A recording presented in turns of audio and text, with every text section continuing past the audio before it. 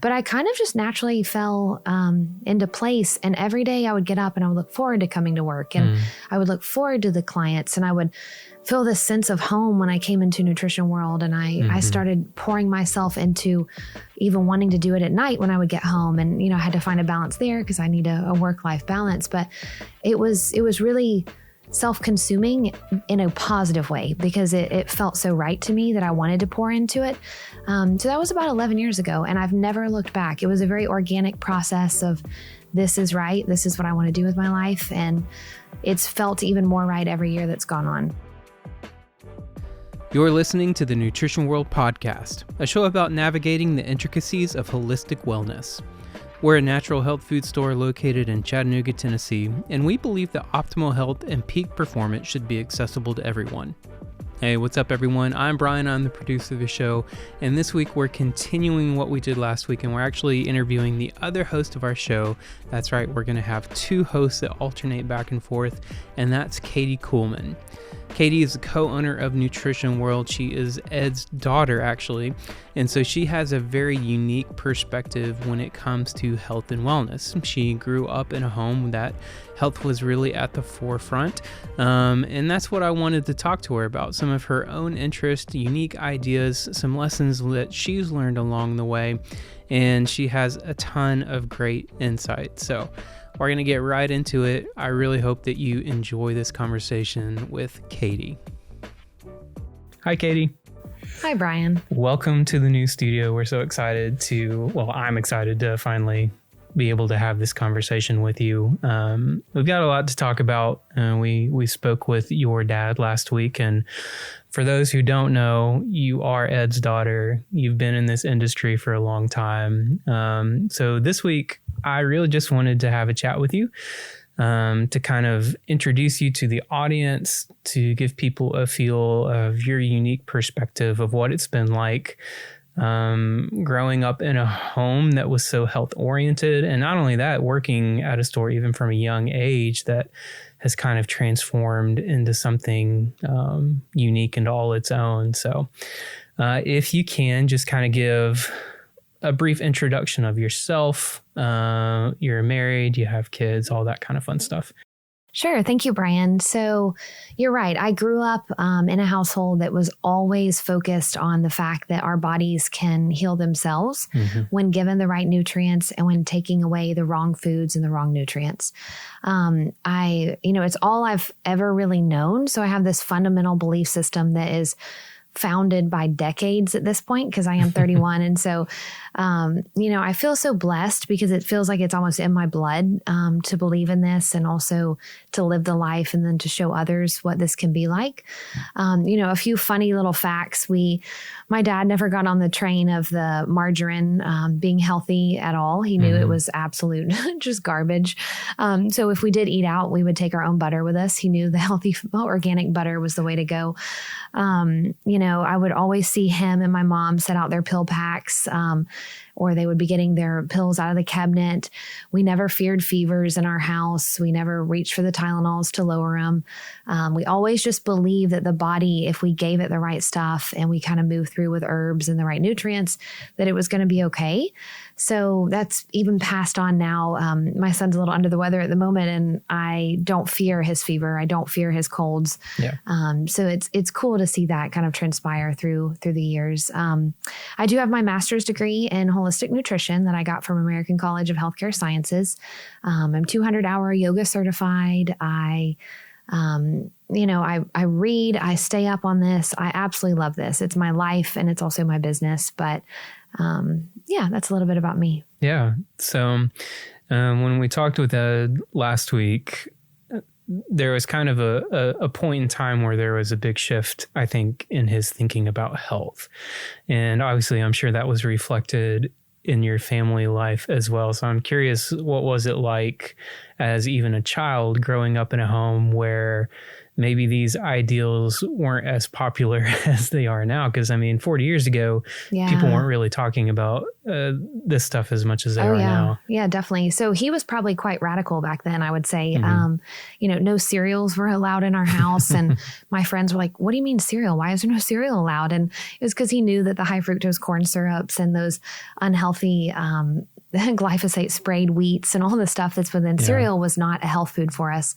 And so, growing up in a house like that, I didn't find it unusual. But when I would go to other houses and I would see what they were consuming, or what I would have sporting events and see what everyone was consuming prior to those events, I thought, oh, I do live kind of a unique life here.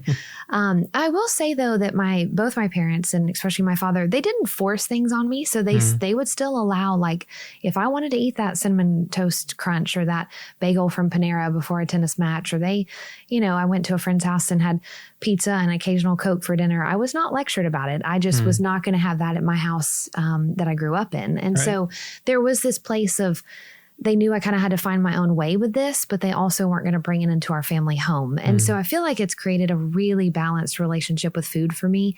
And it's one that, I think we all know if there's sometimes too much black and white, then that child has a sense to maybe rebel out of that. I didn't do that. I never felt the need to do that. I did go and, have a few moments with sugar where I'd get a Frappuccino here, or go to college and eat a little bit of maybe the sugar cereal I didn't have, but I would immediately notice how I felt after it, and not feeling high energy and not feeling clear mental thinking and all of that was enough for me to steer back away. And it kind of furthered, oh, this is why we don't do this in my household. Yeah. Wow. That's really interesting. So even from a young age, you kind of had that innate sense of like, hey, I feel bad when I eat these particular foods. And definitely. That's something that a lot of kids don't even get to experience, honestly. Definitely. I think I've always been like a very sensitive feeler and kind of empathic person that can feel things on a deeper sense. And so, it wasn't worth all the curriculum and all the tennis matches and all the to-dos that I had to do for, high school, middle school, and college growing up. I didn't have time to jeopardize that energy. Yeah. So that's something I love to kind of bring into my practice now with clients is everything's better if we have energy and we have the resources within our body to pull from energy and support all those functions. So it wasn't worth it for me to eat those, those foods. And it's not saying I do perfect, but, it's saying that I try 90% of the time. Yeah. And that's something that we try to preach here as much as possible, that it's really about balance. Yeah. You don't have to eliminate everything necessarily. Sometimes it's not a bad idea in certain cases, but those are pretty rare. But I know you're like a big fan of the 80-20 rule. I am. It's like, if you have a cookie after dinner, it's not going to kill you, Exactly. And I'm a huge fan of that, actually, because I think if we go too black and white, I think there's a binge eating habit, or there's this, that's so off limits that I can't touch it. And those off limits things sometimes kind of draw us in. So I love an 80-20 rule. There's a great local pizza place in town that you could find me. And before I was pregnant, maybe drinking even a beer. So there's occasional balance of the 80-20. But on the whole, the 80% is what normally makes me feel the best. So I'm going to stick with that. For sure. Yeah. So obviously at some point there was a shift in your own life of thinking, these are principles and ideas that I'm really interested in, that I want to practice in my own life, that led you to being the co-owner of Nutrition World. So do you have an idea of like that certain time when that shift happened in your life that you thought, hey, this is something that I actually want to make a career out of? I do. Yeah. So I went to UT for college and I was majoring in psychology there. And I still love looking at people's psyche and looking at how people think. And I think it does influence business a lot to look at that. But I thought I was going to be a counselor. So I thought I was going to sit down and one-on-one counsel and, walk people through helping their brains be optimal and working through stressors. And in a sense, I kind of do that, but I do it on a different level. And so once I returned back from college and I got back into the family business, and that was 11 years ago. So once I really got refocused on my career path, my dad didn't force me down this at all. He didn't say, you have to come home and you have to run the family business. But I kind of just naturally fell into place. And every day I would get up and I would look forward to coming to work. And I would look forward to the clients. And I would feel this sense of home when I came into Nutrition World. And I started pouring myself into even wanting to do it at night when I would get home. And, I had to find a balance there because I need a work-life balance. But it was really self-consuming in a positive way because it felt so right to me that I wanted to pour into it. So that was about 11 years ago, and I've never looked back. It was a very organic process of this is right. This is what I want to do with my life. And it's felt even more right every year that's gone on. That's awesome. Yeah. So I'm guessing after being at Nutrition World for 11 years, you probably have a pretty unique perspective of your own of how it's grown, what changes you've seen, the trends that have come and go. This is kind of a question I asked Ed. Is there one in particular trend that you saw come into place that you're like, I think that this will last? Because there are so many that, just stay for a month and then it's over. Yeah. Let's see. So, journeying through all these years, I've really journeyed for 3 decades here because I can think back to like our original location and then our second location ringing up at the register even when I was 10, 12 years old. I can think back to us moving to this location. I think that honestly in the last 5 to 7 years, I have seen this turn in a really powerful belief system within, I think, the whole country, but also really within our clients that they can really take their power of their own health back into their own hands. And that's not saying that we don't need doctors, that we don't need medicine, because I'm, again, not a black and white person. I think that we need both worlds, but I think we need doctors and medicine for more of the acute injuries and the, acute emergency situations. I think we do. But I think for preventative medicine and for looking at lifestyle medicine, I think people started seeing, oh, I need to eat better. I need to exercise. I actually want someone to coach me through this, and I need nutrients. And I need to look and see, am I deficient in nutrients? So I saw that big turn 5 to 7 years ago. I can't exactly put my fingers on it. But that was really when, I remember people started coming in like hungry for knowledge at that point, where before I almost feel like we were working on them understanding it, but now they come in already with that understanding and they're ready and they want to know. And I think the other beautiful thing I could say is this partnership that can be had with doctors and with Western medicine, and then we partner with them. And so we need one another. And how beautiful is that if we can work on the side of nutrients and minerals and herbs, and then they can work on the side of diagnostic testing, acute critical situations, and then we have one another. I think that's the way it was intended to be. And I actually see that happening more. Yeah. So. Yeah. It's kind of like the very definition of what holistic actually means. It's a team approach, but it's mind, body, and spirit all combined, for your benefit and for your health. So that's really cool. Yeah.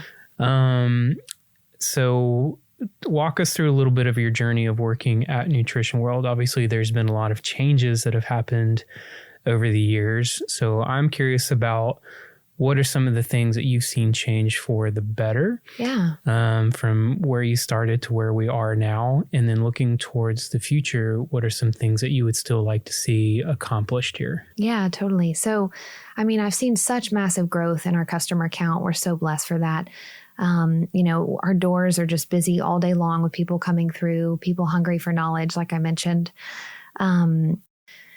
I just see the industry as itself just growing. I always see the numbers going up with trends within our own industry of more people turning to natural products. That's a beautiful thing. I remember when I was probably 14 and 15 and I would work in the summers here that we would oftentimes, all the staff and myself included, we would wait on customers to come in and we'd sit up front and we'd read health magazines so we could stay up on data. But it's funny because we don't have time to sit up there and read health magazines now. I have to do that on my off time because we're so busy and full of customers. So it's obvious that this growth is is something that the customers are desiring. And we're so thankful for that. I think a place that I really see us going here in the future is growing our nationwide platform. I mean, we're a brick and mortar here in Chattanooga, Tennessee, and I would just love to grow and reach different parts of the country. And if you can't, visit us here, then you can visit us online, and hopefully we could still give that feel of really walking you through on a health journey. And then you can know that we vetted our products. You can know that we've picked every single item because there's a reason behind it. And so the nationwide education and the nationwide platform is like number one goal for me. Yeah. Yeah. I think that there's a good chance of that happening. Obviously, we have powerhouses in our nation, that companies that are, well, I won't say any by name, but they have vast overreach as far as customer acquisition goes. And I think there's going to be a shift at some point where people are tired of it, and they're going to come back to more of shopping in those local businesses where you have that personalized approach, and you can walk in a store and somebody can ask if you need help, because that's a big deal these days for some reason. So that's awesome. Lastly, you are a mom, and that's a recent development within the last few years, and you're expecting again. Yes. And I know that's a huge part of what you're passionate about and what you believe in, just even as a wife and a mother, and as far as the health of young ones goes as well. So totally. Can you tell me a little bit about when did that occur? Obviously we have a whole section now dedicated that you're very passionate about to health of even just home and non-toxic goods and stuff like that. Sure. So, once you experience something in life, I think it really obviously opens the door for you to run full steam ahead into knowing all about it. And so once I became pregnant with my son, who's now 2, but once I became pregnant with him, I started seeing the amount of toxins that were in skincare. I started seeing the amount of toxins in even his diaper cream or, a baby bubble bath and all of these things. And we're not meant to be perfect, and we're also not meant to fear a lot of things. I don't think that I ever want to put that message out there, but how can I help moms have an empowered decision towards what they're choosing and what they're making? And so I really started getting on this toxin-free kind of movement. And I wanted to start seeing how many toxins can I eliminate, because the more toxins I eliminate, the less our body's burdened. Yeah. And so it's an easy concept. If we're going to have 35 toxins that we've put on our skin or we've inhaled or we've cleaned with in the house, how can I remove that down to 20? How can I move that down to 5? And then the body is not having to deal with that. So the body has more energy to deal with other things. And so, the toxin-free movement for Nutrition World has been huge for me. I think another big thing was EWG, the Environmental Working Group, when they did the study showing that 268 chemicals were found in the umbilical cord of a baby when they're in utero. And this is with healthy moms that have tried their best the whole pregnancy. So these are not moms that are meaning to give these toxins to their children. They just weren't aware of how many were actually going. So before that baby came into this world, they were already body burdened. And I think the power, again, I go back, I think we can all heal. I think we can all come to a place where we're at our most optimal health. But if we could eliminate some of those toxins, why would we not? Yeah. So that really has been my movement of, let me help moms find these products for their babies, find products for them while they're pregnant. Let's make sure they're on the best prenatal possible, because they're growing life inside of them. So I'm really on the huge movement of the postnatal, prenatal, and baby children movement. Yeah. So, well, and even beyond expecting moms or moms, just in general, I think the evidence speaks for itself. We have a country that is constantly burdened by, some key illnesses that don't go away. Yeah. And I think it's high time that we started looking at some of the factors that may contribute to that. And the products that have been deemed safe that we use day in and day out may not be as safe as we once thought. Yeah. So I'm glad that there's not only evidence speaking to that, but I think there's an awareness growing of, again, it's about balance. It's like, it's very difficult to eliminate those goods altogether sometimes, but there are alternatives even that we have here at Nutrition World that can help, blend that and bring the balance back. Exactly. And you can trust that we've gone into research and hand vetted these items so that an overwhelmed new mom doesn't have to sit there and worry, wonder, is that okay? Is it not okay? You know, the gatekeepers of what comes into Nutrition World and what sits on our shelf, what sits on our website has been done. Yeah, absolutely. Well, thanks, Cady. Thanks for joining me and chatting. And I'm sure we'll do this again sometime soon and I would love to. Plenty of guests down the line. So wonderful. We'll talk to you later.